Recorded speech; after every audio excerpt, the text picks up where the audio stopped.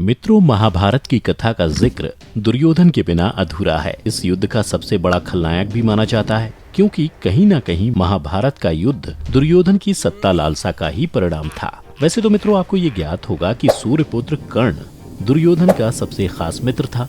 लेकिन क्या आप ये जानते हैं कि एक बार दुर्योधन ने कर्ण को उसकी पत्नी भानुमति के साथ एकांत में देख लिया था। तो मित्रों, स्वागत है आप सभी का एक बार फिर द डिवाइन टेल्स पर।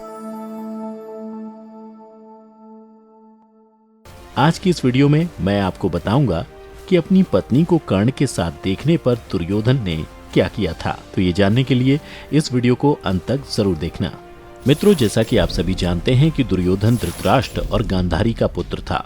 धृतराष्ट्र पुत्र मोह में इस तरह से जकड़े हुए थे कि वो दुर्योधन के अवगुणों को नहीं देख सके, और इसका परिणाम महाभारत के युद्ध के रूप में देखने को मिला। वैसे तो दुर्योधन में लाख बुराई थी, लेकिन कहा यह भी जाता है कि दुर्योधन अधर्मी होने के बाद भी सच्चा मित्र और अपनी पत्नी पर विश्वास करने वाला पति था। ऐसा मैं क्यों कह रहा हूँ, ये जानने से पहले दुर्योधन की पत्नी के बारे में जान लेते हैं। मित्रों, दुर्योधन की पत्नी का नाम भानुमति था। भानुमति काम्बोज के राजा चंद्रवर्मा की पुत्री थी। जब भानुमति बड़ी हुई तो हर राजा की तरह राजा चंद्रवर्मा ने भी अपनी बेटी के लिए स्वयंवर आयोजित किया। इस स्वयंवर में भाग लेने के लिए दूर दूर से राजा पहुँचे। इसमें शिशुपाल, जरासंध, रुक्मी, वक्र, दुर्योधन और कर्ण भी शामिल हुए। जब भानुमति हाथ में माला लेकर दरबार में पहुंची तो दुर्योधन भानुमति पर मोहित हो गया। भानुमति ने दुर्योधन को देखा, लेकिन वो आगे बढ़ गई और दुर्योधन को ये बात अच्छी नहीं लगी। जब दुर्योधन से नहीं रहा गया तो उसने स्वयं ही बलपूर्वक माला अपने गले में डाल ली। दुर्योधन की इस हरकत का स्वयंवर में मौजूद दूसरे सभी राजाओं ने घोर विरोध किया।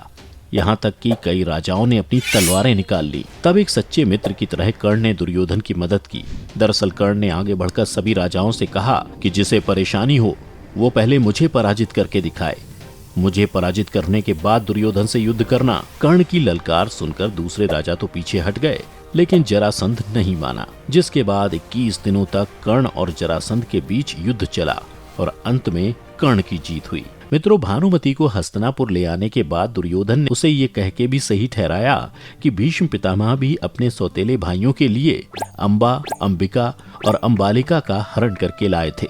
और दुर्योधन के इसी तर्क से भानुमति भी मान गई और दोनों ने विवाह कर लिया। हालांकि विवाह के बाद भानुमति भी दुर्योधन से प्रेम करने लगी थी और दोनों की 2 संतानें भी हुई थीं।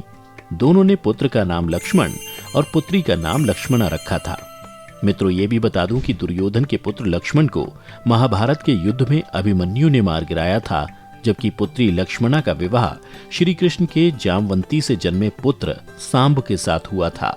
कहा जाता है कि दुर्योधन अपने मित्र कर्ण पर आंख मूंदकर भरोसा करता था।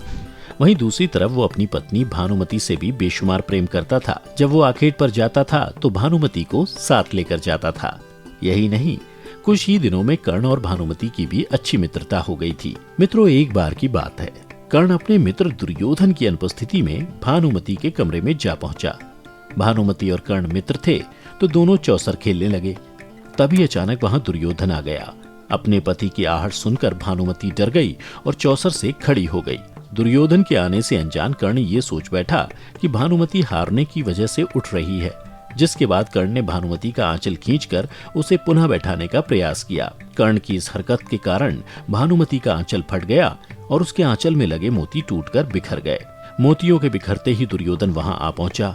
दुर्योधन को देखकर कर्ण और भानुमति दोनों लज्जित महसूस करने लगे। उन्हें डर सताने लगा कि दुर्योधन क्या समझेगा। मित्रों, जब दुर्योधन पास आया तो कर्ण और भानुमति दोनों ही उससे नजर नहीं मिला पा रहे थे। तब दुर्योधन ने भानुमति से हंसकर कहा कि मोती बिखरे ही रहने दोगी या मैं तुम्हारी मदद करूं मोती समेटने में। दुर्योधन का ये विश्वास देखकर कर्ण भावुक हो गया और बाद में उसने अपने मित्र से पूछा कि तुमने मुझ पर शक क्यों नहीं किया। तब दुर्योधन ने कहा कि हे मित्र कर्ण, दुनिया में तुम ही तो एक ऐसे व्यक्ति हो जिस पर मैं आंख मूंद कर विश्वास कर सकता हूँ, और दूसरी तरफ मेरी अर्धांगिनी भानुमति है जिससे मैं सबसे ज्यादा प्रेम करता हूँ। तुम दोनों पर शक करने का अर्थ स्वयं पर शक करने समान है। क्या कर्ण, तुम्हें लगता है कि कोई मनुष्य स्वयं पर शक कर सकता है? जब कर्ण ने दुर्योधन का ये जवाब सुना तो वो और भी ज्यादा भावुक हो गया। इसके बाद कर्ण ने दुर्योधन को वचन दिया कि वो एक दिन पांडवों के खिलाफ इतना भयंकर युद्ध करेगा जिसे सारा विश्व याद रखेगा। मित्रों, अंत में मैं बस यही कहना चाहूंगा कि भले ही दुर्योधन में लाख बुराइयां क्यों ना रही हों, लेकिन ये भी सच है कि वो अपने मित्र कर्ण और अपनी पत्नी भानुमति से सच्चा प्रेम करता था और यही वो कारण था कि दुर्योधन ने दोनों को एकांत में देखने के बाद भी उनके चरित्र पर शक नहीं किया। तो मित्रों, आज की वीडियो में बस इतना ही। अगर ये वीडियो पसंद आई हो तो इसे लाइक और शेयर जरूर कीजिएगा। इसके साथ ही अब मुझे दें इजाजत, मैं लौटूंगा ऐसी ही एक और पौराणिक कथा के साथ। तब तक के लिए अपना और अपनों का बहुत बहुत ख्याल रखें।